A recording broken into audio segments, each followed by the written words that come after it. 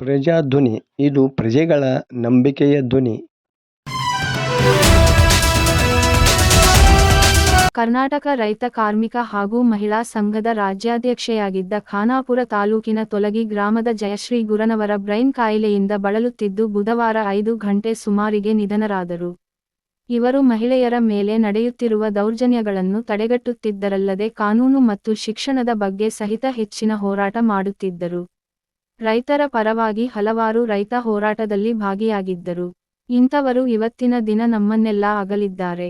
ಅವರ ಆತ್ಮಕ್ಕೆ ಭಗವಂತ ಶಾಂತಿ ನೀಡಲಿ ಎಂದು ರಾಜ್ಯದ ಎಲ್ಲ ರೈತರ ಪರವಾಗಿ ಪ್ರಾರ್ಥಿಸೋಣ.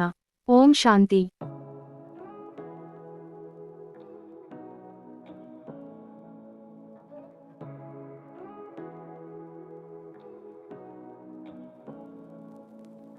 Say what you wanna say to me now.